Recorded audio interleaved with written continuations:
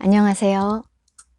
오늘은 2020년 2월 1일 코로나 바이러스가 유행하는 시기이네요. 여러분도 마스크 꼭 착용하시기 바랍니다. 지난번에 영혼의 눈 뜨는 가장 쉬운 방법에 대해서 읽어드렸는데 오늘은 영혼의 눈 뜨는 가장 쉬운 방법의 또 다른 방법에 대해서 읽어드리겠습니다. 자신을 남의 눈으로 좀 더 깊이 바라보는 방법도 있다. 지난번에 영혼의 눈 뜨는 가장 쉬운 방법이 자신을 타인으로 바라보는 거라 그랬어요. 그런데 그 자신을 타인의 눈으로, 남의 눈으로 바라보는 또 좀 더 깊이 바라보는 방법이 있다는 것입니다. 자신의 묘비명을 써놓고 사는 것이다. 자신의 묘비명을 써놓고 사는 것이다. 이를테면 이런 것이다. 여기 자신의 가족을 온 마음으로 사랑했던 누구누구가 고이 잠들다. 이런 게 외국에 가면 묘비명으로 써 있잖아요. 당신이라면 당신의 묘비에 어떤 글이 쓰여지길 원하는가? 당신이라면 당신의 묘비에 어떤 글이 쓰여지길 원하는가? 네바다 대학의 심리학 교수인 헤이즈가 삶의 의욕을 잃고 방황하는 젊은이들로 하여금 묘비명을 쓰도록 했더니 놀라운 변화가 일어났다. 묘비명을 쓰는 간단한 행위만으로 술과 마약, 섹스에 중독됐거나 우울증으로 삶의 의욕을 완전히 상실했던 청소년들이 돌연 새 삶을 찾기 시작했던 것이다. 자신의 죽음을 바라보며 묘비명을 쓸 수 있는 건 자신의 죽음을 바라보며 묘비명을 쓸 수 있는 건 누구인가? 바로 자신의 영혼이다. 영혼의 눈을 뜨면서 자신도 모르게 자기 집착적 삶의 늪에서 벗어나게 되는 것이다. 더 나아가 미시간 대학의 피터슨 교수는 자신의 묘비명에 인생 목표를 쓰도록 유도하면 목표 달성도가 부쩍 높아진다는 사실을 발견했다. 또한 사람들에게 장의사 건물 앞이나 공동묘지가 보이는 곳에서 자선단체에 기부하도록 하면 기부금이 훨씬 더 많이 거친다는 연구 결과도 나온 바 있다. 인생의 종착역을 연상하는 순간, 자신을 타인의 눈으로 바라보게 되기 때문에 일어나는 현상이다. 인생의 종착역을 연상하는 순간 자신을 타인의 눈으로 바라보게 되기 때문에 일어나는 현상이다. 아인슈타인은 늘 자신을 영혼의 거울에 비춰가며 살았다. 아인슈타인은 늘 자신을 영혼의 거울에 비춰가며 살았다. 그래서 잡념이 없었고 오로지 과학에만 몰입할 수 있었다. 그는 이런 말을 한 적이 있다. 화는 바보들의 가슴속에나 존재한다. 화는 바보들의 가슴속에나 존재한다. 화를 못 다스리는 사람들을 비웃는 말이 아니었다. 화는 거울처럼 비춰주기만 하면 사라지는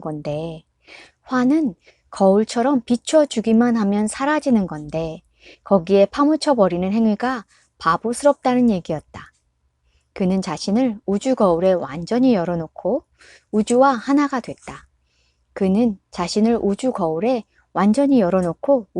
하나가 됐다. 그래서 죽음을 두려워하지 않았다. 그는 76세 되던 해인 1955년 어느 날 갑자기 쓰러졌다. 복부 동맥류가 터져 심한 출혈이 일어난 것이었다. 내놓으라 하는 의사들이 긴급히 달려와 수술하자고 했지만 그는 뜻밖에도 단호히 손을 내저었다. 제가 가고 싶을 때 가고 싶습니다. 인위적으로 생명을 연장하고 싶지 않아요. 제 몫을 살았고 갈 때가 됐으니 조용히 가고 싶습니다. 수술을 하기만 하면 더 살 수 있었는데도 거부한 것이었다. 그가 남긴 유언도 이례적이었다. 시신을 화장해 연구실 주변에 뿌릴 것. 묘지나 묘비는 절대 만들지 말 것. 장례식도 치르지 말 것. 두뇌를 제거해 과학 발전에 이용토록 할 것 등이었다. 그는 어떻게 자신의 죽음을 그토록 초연하게 바라볼 수 있었을까?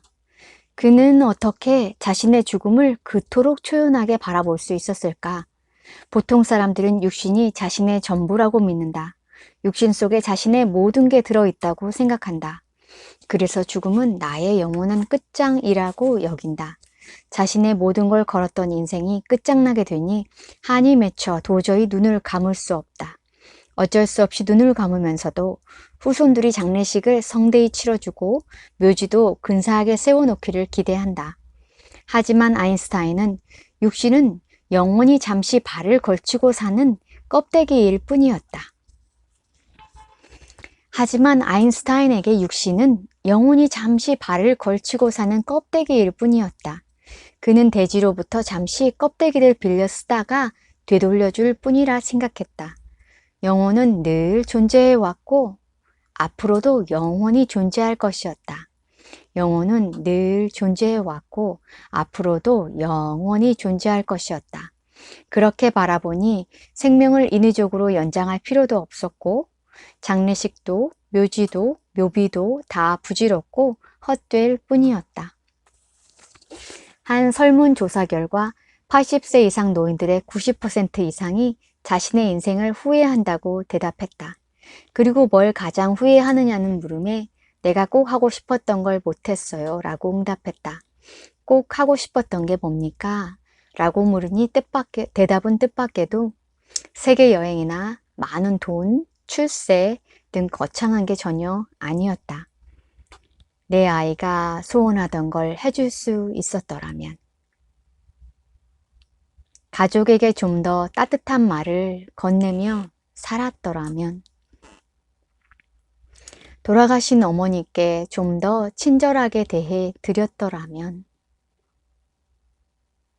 쉽게 말해 사랑을 베풀지 못하고 살았던 걸 가장 후회했다. 사랑은 영혼의 본질이다. 나를 비우고 남에게 베풀면 영혼이 열린다.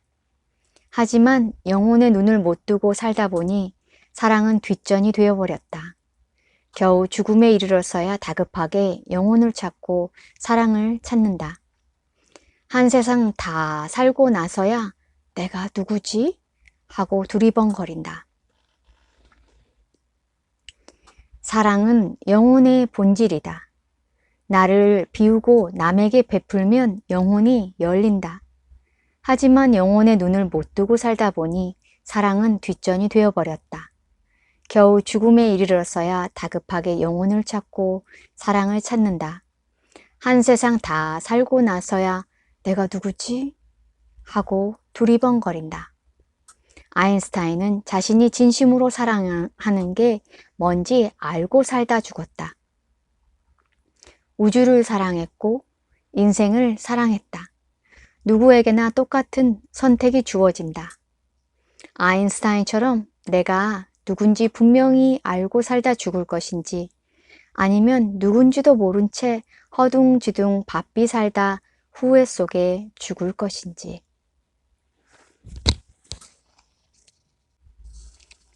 보통 사람들은 사랑을 베풀지 못하고 살았던 걸 가장 후회했다.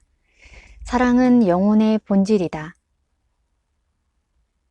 나를 비우고 남에게 베풀면 영혼이 열린다.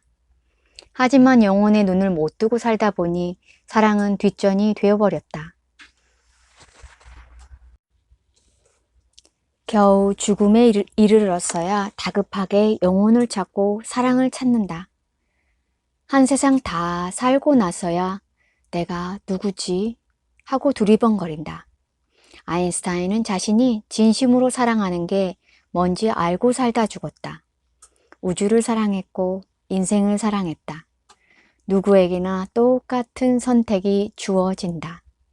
아인슈타인처럼 내가 누군지 분명히 알고 살다 죽을 것인지 아니면 누군지도 모른 채 허둥지둥 바삐 살다 후회 속에 죽을 것인지. 사랑은 영혼의 본질이다. 사랑은 영혼의 본질이다. 사랑은 영혼의 본질이다.